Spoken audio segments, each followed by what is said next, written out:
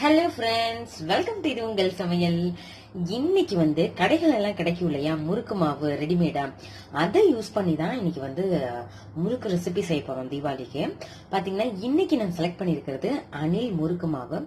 இந்த பாக்கெட்டை யூஸ் பண்ணி, இந்த மாவு யூஸ் பண்ணி முறுக்கு செய்ய போறோம். இன்னைக்கு எந்த அளவு கிறிஸ்பியா இருக்கு, டேஸ்டியா இருக்கு, அப்புறம் எவ்வளவு குவான்டிட்டி வருது அப்படின்ட்டு பார்க்க போறோம். சரி வாங்க, டைம் வேஸ்ட் பண்ணாம வீடியோக்குள்ள போயிட்டு சிக்கன் பாத்திரலாம்.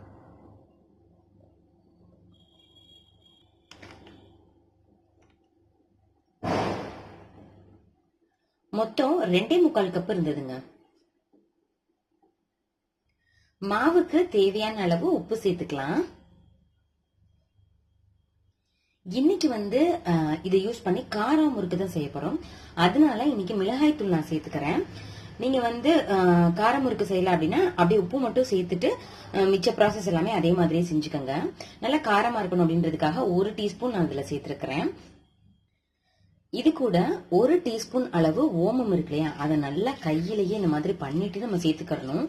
இது இல்லைன்னா சீரகம் இருந்தா நீங்க சேர்த்துக்கலாம். எள் இருந்ததுன்னா, கருப்பு எள் இருக்கு இல்லையா, அது கூட சேர்த்துக்கலாம். சேர்த்துட்டு எல்லா சைடுமே உப்பு காரம் எல்லாம் போற மாதிரி நல்லா அதை மிக்ஸ் பண்ணி விட்டுக்கோங்க. உப்பு காரம் எல்லாமே சேர்த்ததுக்கு அப்புறம் இது கூட நம்ம என்ன சேர்க்க போறோம்னா எண்ணெய் சேர்த்துக்கணுங்க. நான் ஒரு குளிக்கரண்டி நிறைய எண்ணெய் எடுத்துட்டு இதுல சேர்த்துக்க போறேன். இன்னைக்கு காரம் முறுக்கு அப்படின்றதுனால கடலை எண்ணெய் எடுத்திருக்கிறேன். சப்போஸ் நீங்க ஒயிட் முறுக்கு செய்றீங்க, காரம் இல்லாம செய்றீங்க அப்படின்னா தேங்காய் எண்ணெயில நீங்க ஊத்தி செஞ்சீங்கன்னா அவ்வளோ டேஸ்டா இருக்கும். எண்ணெயை நல்லா சூடு பண்ணிட்டு இதை சேர்த்துக்கறணும். இதை சேர்க்கும் பொழுது நல்ல ஒரு பிளேவர் இருக்கும். அப்புறம் முறுக்கு நல்ல கிறிஸ்பியா இருக்கும். அதுக்காக தான் நம்ம சேர்க்கிறோம். சாதாரண முறுக்கு நீங்க காரம் இல்லாம செய்றீங்க அப்படின்னா தேங்காய் எண்ணெய் யூஸ் பண்ணி செய்யுங்க. அப்படி இல்லைன்னா நெய் சேர்த்தாலும் நல்லா இருக்கும். காரம் முறுக்கு கடலை எண்ணெய் சேர்க்கலாம். அப்படி இல்லைன்னா ரீஃபைண்ட் ஆயில் உங்களுக்கு பிடிச்சதுன்னா நீங்க அதை சேர்த்துக்கலாம். இப்போ எண்ணெய் எல்லா சைடும் போற மாதிரி மிக்ஸ் பண்ணியாச்சு. இன்னைக்கு தண்ணி ஊத்தி பிசைய வேண்டியதான். தண்ணி நிறையாவும் ஊத்திடக்கூடாது. அதே நேரத்துல ரொம்ப கெட்டியா இருந்தாலும் முறுக்கு கடுக்கு கடுக்குன்னு இருக்கும். இப்ப நான் எந்த அளவு ஊத்துறேன் அப்படின்ட்டு உங்கள்ட்ட சொல்றேன். எந்த கப்ல நீங்க மாவு இழந்தீங்களோ அதுலயே நீங்க எடுத்துக்கங்க. ஒவ்வொரு மாவுக்கும் ஒரு மாதிரி வேறுபடுங்க. இந்த இதுக்கு எவ்வளவு ஆகுதுன்னு பாக்கலாம். ஒரேடி எல்லாத்தையும் சேர்த்துக்கூடாது. கொஞ்சம் கொஞ்சமா ஊத்தி நம்ம பிசைஞ்சுக்கிட்டே இருக்கணும். நிறைய ஊத்தி பிசைஞ்சிட்டோம்னா அது ஒரு மாதிரி ஆயிரும். பாருங்க, இந்த மாதிரி லைட்டா ரொம்ப போட்டு அமைக்கிறாதீங்க. லைட்டா முதல்ல எல்லா சைடும் நம்ம ஃபர்ஸ்ட் ஊத்தின தண்ணி எல்லா சைடும் போற மாதிரி லைட்டா இந்த மாதிரி எடுத்து விடுங்க.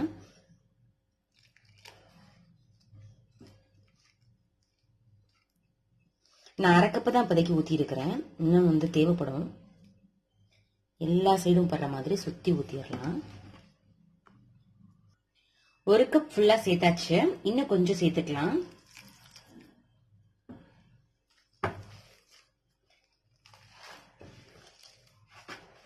எல்லாத்தையுமே இந்த மாதிரி சுத்தி சுத்தி எடுத்துடுங்க. அப்பதான் எல்லா மாவுமே வெட்டாகணும். கீழே அப்படியே மாவு மாதிரி இருக்கும். இல்லைன்னா சப்பாத்தி மாவுக்கு நம்ம எடுத்து அடிப்போலையா, அந்த மாதிரி செஞ்சிடக்கூடாது. இந்த மாதிரி இப்படி எடுத்து இப்படி அமுக்குங்க. இந்த மாதிரி செஞ்சீங்கன்னா நல்லா இருக்கும். இந்த பாருங்களேன், மாவு எல்லா சைடுமே ஒரே மாதிரி இருக்கணும். கொஞ்சம் ஒரு இடத்துல தண்ணியா, ஒரு இடத்துல கெட்டியா, அந்த மாதிரி இருக்கக்கூடாது. மாவு அப்படியே திரண்டு வரணும். அதுதான் பக்குவம். மாவு சூப்பரா பிசைஞ்சாச்சு. சப்போஸ் நீங்க இதெல்லாம் பிசைஞ்சதுக்கு அப்புறமேட்டு உப்பு இதுல பத்தல, மாவு சாப்பிடும் பொழுது அப்படின்னு உங்களுக்கு தெரிஞ்சிச்சுன்னா ஒன்னும் பிரச்சனை இல்லை. கொஞ்சமா ஒரு கிளாஸ்ல, ஒரு டம்ளர்ல கொஞ்சமா 1/4 டம்ளரோட கொஞ்சம் கம்மியா தண்ணி எடுத்துட்டு அதுல நைஸ் உப்பு இருக்கு இல்லையா, அதை நல்லா கலக்கிட்டு அதுக்கப்புறம் இந்த மாவு மேல சேர்த்துட்டு நல்லா பிசைஞ்சிட்டீங்க அப்படின்னா ஈவனா எல்லா சைடுமே உப்பு சேர்ந்துக்கிறோம். நீங்க இப்படியே உப்பு போட்டு பிசைஞ்சீங்க அப்படின்னா அங்கனங்கதான் நிக்கும். சோ அந்த ட்ரிக் நீங்க ட்ரை பண்ணி பாருங்க. மொத்தத்துல பாத்தீங்கன்னா ஒரு 1.25 கப்பு, எந்த கப்ல நம்ம மாவு எடுத்தோமோ அதுல 1.25 கப்பு தண்ணி தான் செலவாச்சு. இப்ப நம்ம முறுக்கச்சு அப்புறம் கரண்டி எல்லாத்துலயுமே எண்ணெய் தடவிக்கலாம். அப்படி செய்யும் பொழுது உள்ள எதுவும் ஒட்டாம நல்லா வரும். கரண்டியில பாருங்க, எண்ணெயை நல்லா டிப் பண்ணி எடுத்துருக்கிறேன். அடுப்புல வச்சதுல நம்ம இந்த மாதிரி உருண்டை பிடிச்சிட்டு அப்படியே நம்ம அச்சுல போட்டு பிழிஞ்சு எடுத்துடலாம். இலையெல்லாம் போட்டு எடுப்போம். இலையில, கவர்ல, அந்த மாதிரி எல்லாம் செய்வோம். அப்படி செய்யும் பொழுது பிகினர்ஸ்க்கு எடுக்கிறதுக்கு கொஞ்சம் கஷ்டமா இருக்கும். நீங்க இந்த மாதிரி கரண்டி யூஸ் பண்ணிட்டீங்க அப்படின்னா உங்களுக்கு ஈஸியா இருக்கும். கையில எடுக்கணும்னு தேவையில்லை. எண்ணெய் மட்டும் நல்லா தடவிட்டு இதுலயே நம்ம பிழிஞ்சு விட்டுறலாம். அப்படியே கரண்டியோட எடுத்து நம்ம எண்ணெயில போட்டுடலாம். அதுக்காக தான்.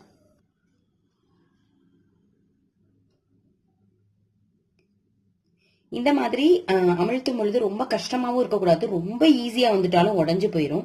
இந்த மாதிரி இருந்துச்சு அப்படின்னா உங்களுக்கு ரொம்ப ஈஸியா பெர்ஃபெக்டா இருக்குன்னு அர்த்தம்.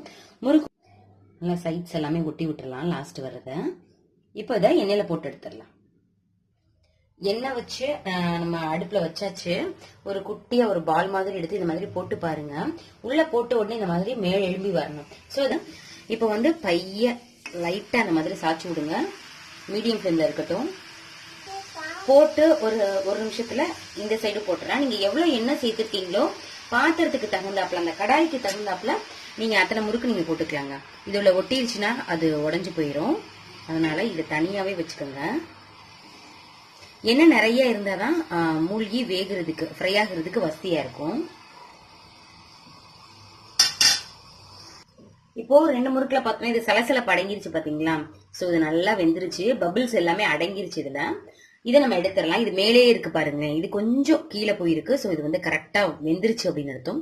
இப்ப நம்ம இதை எடுத்துடலாம். இந்த மாதிரி ஒரு கம்பியை வச்சு எடுத்துட்டீங்கன்னா நல்லா வடிஞ்சிடும். எண்ணெல்லாம் கம்பியை வச்சு இந்த மாதிரி எடுத்தோம்னா நல்லா வடிஞ்சிரும். இப்படியே நம்ம எல்லா முறுக்கையுமே 1 by 1 நம்ம போட்டு எடுத்துடலாம். போட்டு எடுத்துட்டு காமிக்கிறேன்.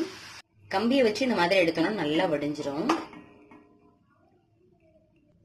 இப்படியே நம்ம எல்லா முறுக்கையுமே 1 by 1 நம்ம போட்டு எடுத்துடலாம். போட்டு எடுத்துட்டு காமிக்கிறேன்.